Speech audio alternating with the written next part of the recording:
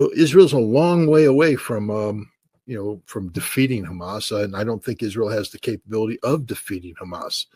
There was a battle fought in northern Gaza just yesterday, and when you read about it, it said that Israeli forces advanced into this neighborhood, but were compelled to retreat back to their starting position because of the heavy Hamas resistance. Wait a minute, I thought you told me that Hamas has been eradicated in northern Gaza, and yet you can't go into a piece of ground and occupy it because Hamas is resisting to a degree that compelled you to retreat. So this isn't just one or two guys popping up with rocket propelled grenades. This is organized resistance, and Hamas will come back and will reoccupy that territory. Gaza can't be occupied by Israel. In a significant observation, it's essential to note that Hamas is just one of several resistance organizations operating in Gaza.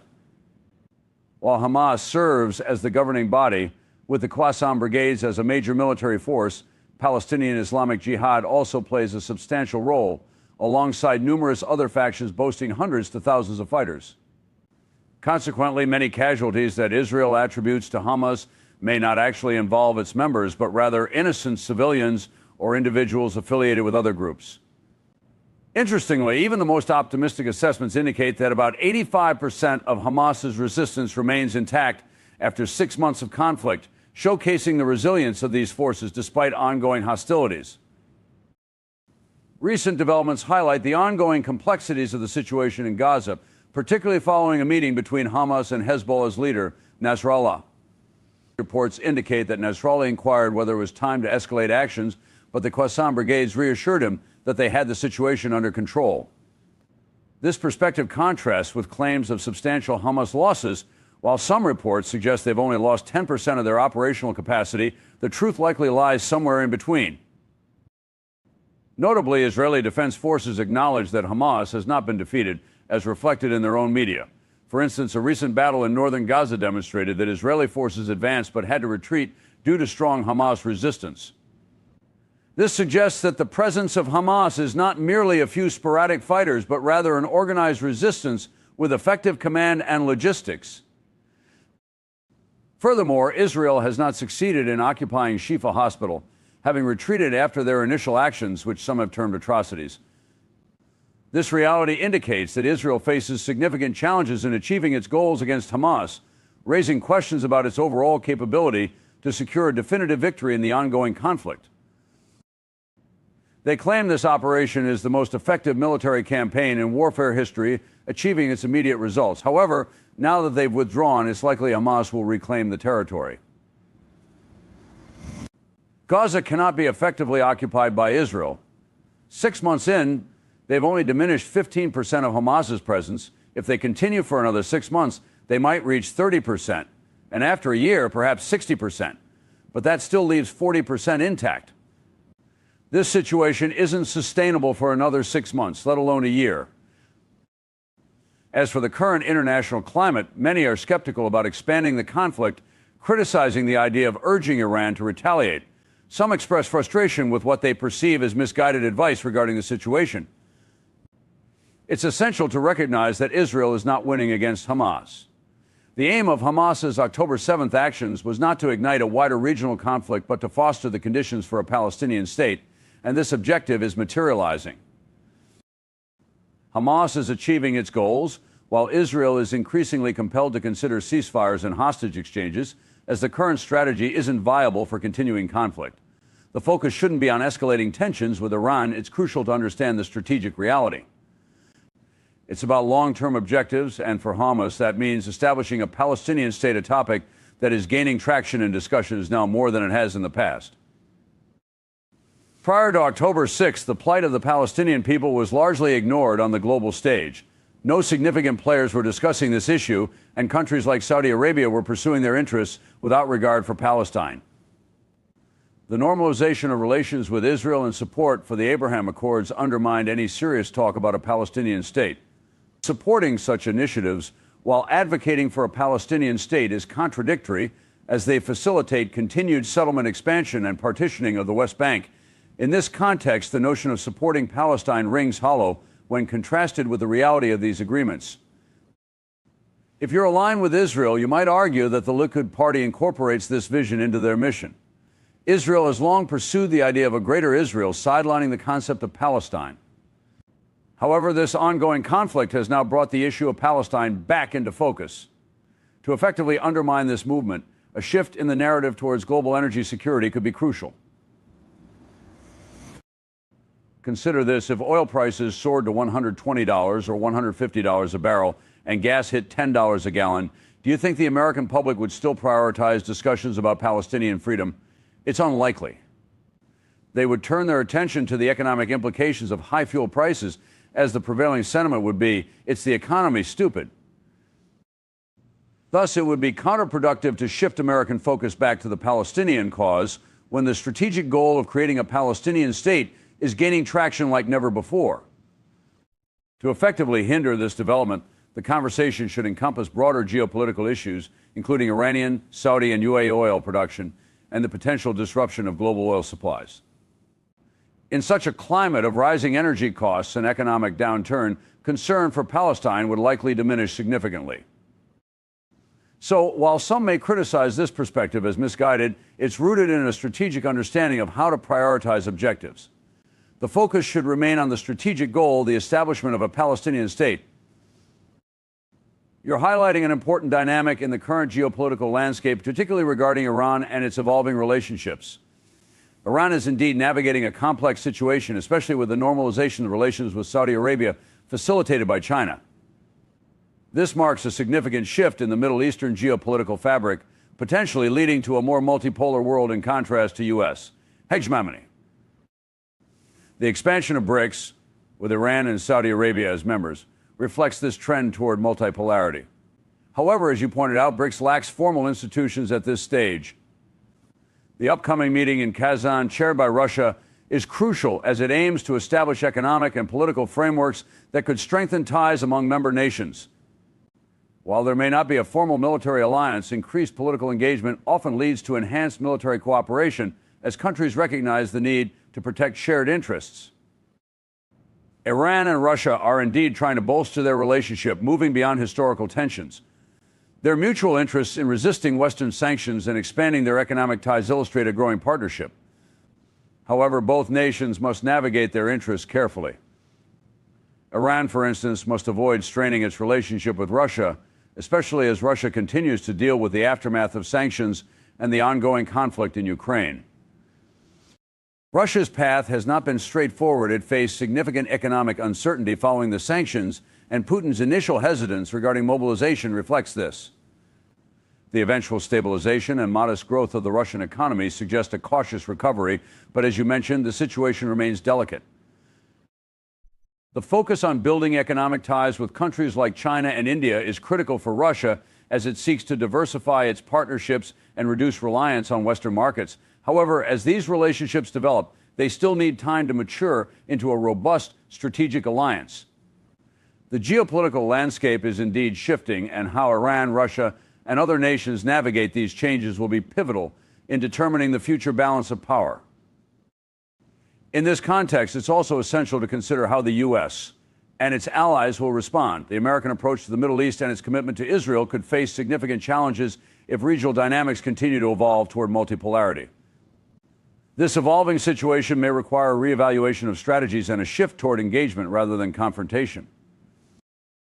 You're right to emphasize the delicate balance Russia must maintain regarding its relationships and strategic priorities, particularly with Iran. The current geopolitical landscape is still in a formative stage, and many of these relationships have not yet developed the stability needed to withstand significant crises. If Iran were to escalate tensions or take provocative actions that lead to a broader conflict, it could indeed complicate Russia's position.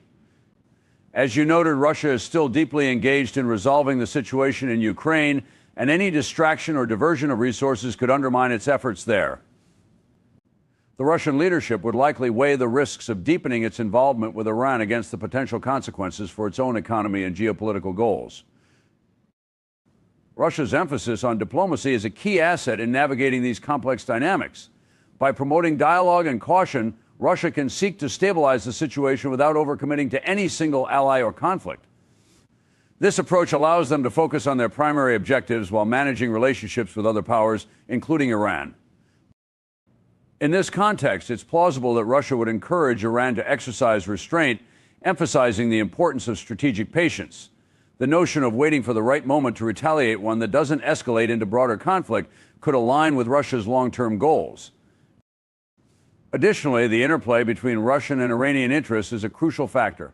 While they share some common goals, their relationship is also shaped by historical complexities and differing strategic priorities. Thus, any aggressive moves by Iran could strain their partnership, prompting Russia to advocate for a more measured approach. As these dynamics unfold, Russia's ability to maintain its focus on Ukraine while managing its relationships in the Middle East will be vital. The ongoing discussions about diplomacy and restraint will likely play a significant role in shaping the next phase of this geopolitical landscape. Ultimately, the balance of power is still in flux, and how these countries navigate their alliances and conflicts will have lasting implications for regional and global stability. To start off, Israel and Hezbollah have been engaged in a long-standing conflict. Hezbollah was formed in response to Israel's invasion and occupation of southern Lebanon in 1982. Initially, the Shia community in southern Lebanon maintained a neutral stance, viewing the conflict primarily as one between Israel and the PLO. However, as the situation escalated into an occupation, they united into a resistance movement, which ultimately became known as Hezbollah. This group proved highly effective in combating Israeli forces, successfully driving them out of southern Lebanon in 2000. It's important to note that Hezbollah has consistently been successful against Israel. Their next significant victory came in 2006 during Israel's military campaign against Hezbollah. Throughout that conflict, Hezbollah managed to launch rockets into northern Israel, and despite Israel's efforts, they were unable to dislodge Hezbollah from their positions in southern Lebanon or push them back to the Litani River. Israel heavily bombarded Beirut and southern Lebanon, yet ultimately failed to dismantle the resistance, leading to a significant loss in the conflict. Hezbollah did not defeat Israel in the traditional sense. Rather, Israel was unable to fulfill its promise of destroying Hezbollah, resulting in Hezbollah emerging victorious and tarnishing Israel's reputation. Since that time, Israel and Hezbollah have maintained a tense relationship, with Hezbollah preparing for a major confrontation that will differ from previous conflicts, focusing on taking the fight directly to Israel. Meanwhile, Israel has also been preparing, but their approach to warfare often mirrors Hezbollah's tactics. Engaging Hezbollah will require intense combat, with infantry needing to close in and eliminate the enemy using firepower and maneuver. This close-quarters combat is expected to be bloody and chaotic, resulting in significant casualties for Israel. Politically, Israel is not equipped to handle losses of this magnitude, as it has historically struggled to absorb such impacts. Consequently, Israel has developed a military strategy that reflects these challenges. Israel places a significant emphasis on technology, from their advanced Merkava tanks to their armored fighting vehicles, air force, and intelligence capabilities. Their military strategy relies on technological superiority to impose their will on adversaries. However, Hezbollah has been making strides to match Israel's technological capabilities. While they may not possess advanced fighter jets like the F-35 or F-16, Hezbollah boasts a substantial arsenal of precision-guided long-range missiles that can target Israel extensively. Additionally, they have sophisticated air defense systems and anti-shipping missiles, along with the ability to deploy drones for reconnaissance over sensitive Israeli sites, turning these into actionable targets for their missiles. Hezbollah is preparing to mobilize tens of thousands of troops to engage in combat within northern Israel, shifting the battlefield from southern Lebanon to Israeli towns and villages. Their aim is to capture northern Israel, taking Galilee and isolating the Golan Heights.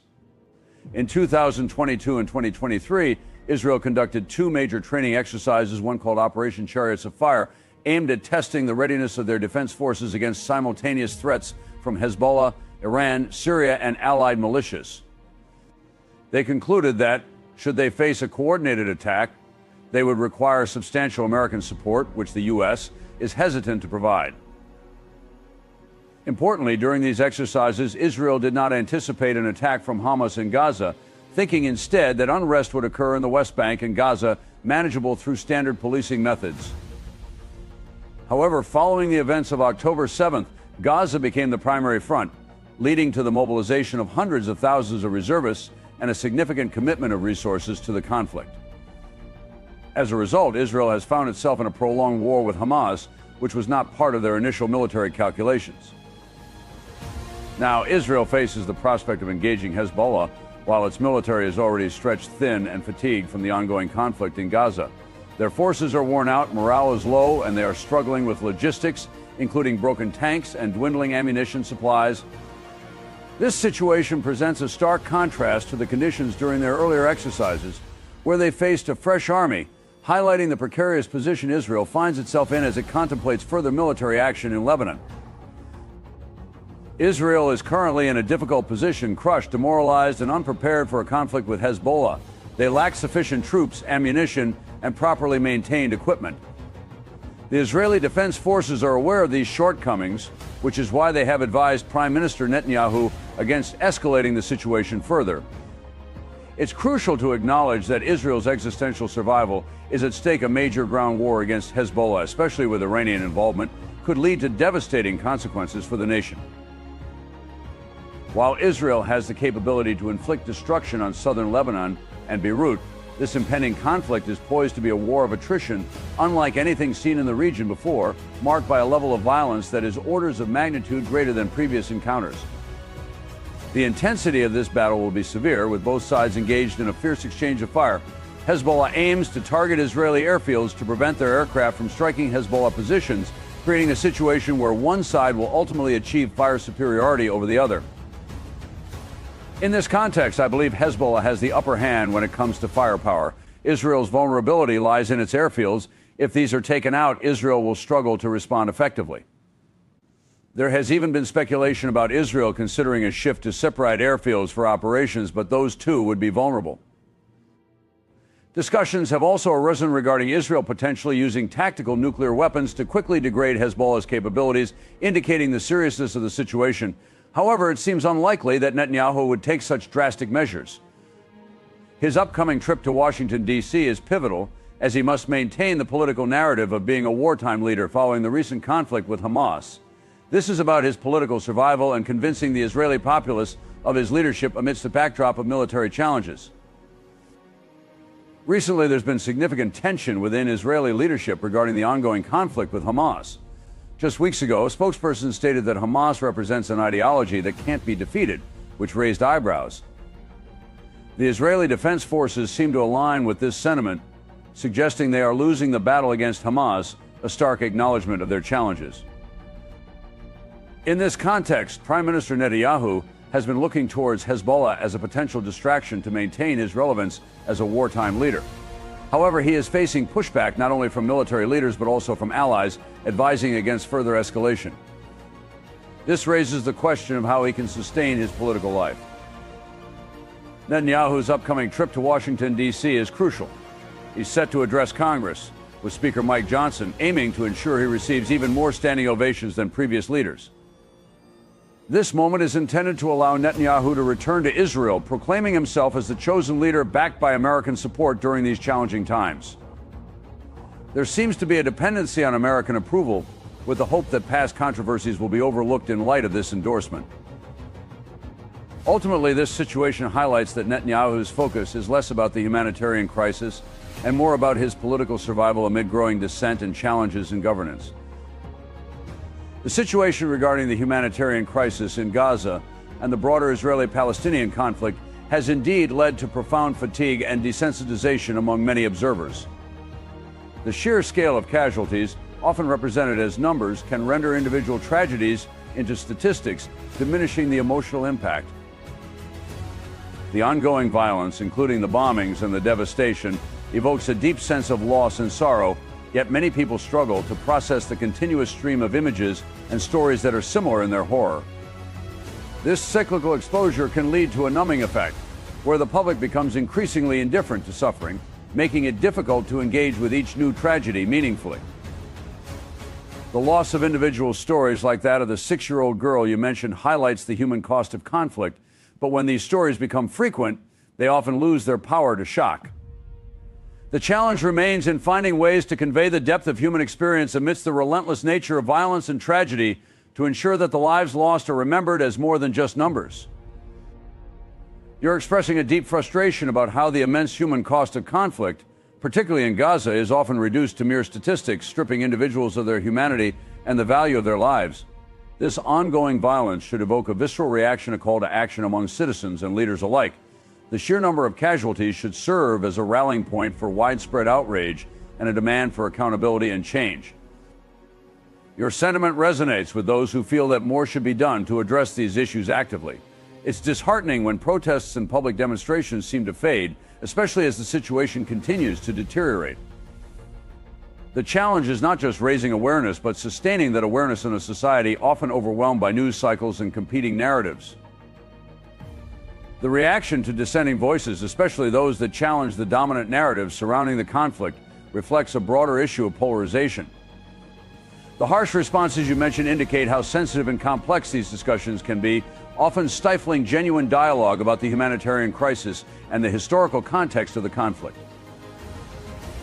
In this moment, it's crucial to keep the focus on the individual stories, pushing back against the reduction of human lives to statistics and advocating for those who cannot speak for themselves. The call for sustained action and activism is vital, whether through protests, awareness campaigns, or public discussions aiming to influence policymakers and create a more compassionate and just response to the ongoing crisis. It's time to address some uncomfortable truths. What we're hearing from Israel is nothing but deception. The reality is that the Netanyahu administration has failed to provide honest accounts of the situation. While some individuals within the system may speak out, the official narrative remains misleading. Similarly, the American establishment is not being truthful about what's happening either. It's hard to digest the repeated claims of seeing heart-wrenching events, the tragedies, the victims, but many are fabrications. We are well aware of the inconsistencies. Take, for example, the tragic incidents at the outdoor music festival. There's new information suggesting that Hamas is not responsible for the deaths. Rather, it appears the Israeli forces acted under their own directives. Furthermore, reports indicate that Israeli intelligence had prior knowledge of the impending attack. So one must question the decision-making behind allowing such an event to take place so close to Gaza. It raises serious concerns about the competency of Israeli leadership. Let's be clear, while there were atrocities committed, the narratives of horrific acts, like the beheading of infants or rape, are not substantiated. The reality is that many lost their lives at the hands of the Israeli Defense Forces. And as for the hostages, the portrayal of their release has been manipulated for public relations. This is a critical moment, and we need to focus on the truth. As we approached Gaza, I witnessed helicopters opening fire, killing my people. While negotiating with Israeli forces at a kibbutz, some tanks fired indiscriminately, claiming the lives of everyone there except me, the sole survivor. Yet amid these horrors, the narrative from some was that Hamas was the sole perpetrator of violence, murdering innocents and committing atrocities. Yes, I've seen the disturbing videos from October 7th. Bad things happened during Hamas's military operation. They attacked with force and took control of critical areas, setting up roadblocks and firing on approaching cars, leading to civilian casualties. In wartime, as history shows, civilians often bear the brunt of the violence. Look at past conflicts, such as our operations in Germany during World War II. We often entered towns without regard for the lives caught in the crossfire. This is the grim reality of war. When Hamas launched its audacious attack, they too became part of that tragic cycle. However, the scale of devastation inflicted by the IDF on their own people dwarfs what Hamas inflicted on Israel. The IDF has killed many of those they were meant to protect, prioritizing their own strategic interests over civilian lives to prevent captures by Hamas. The truth is, it was the IDF that slaughtered those partygoers at the festival and many others in the kibbutz, acting decisively and ruthlessly.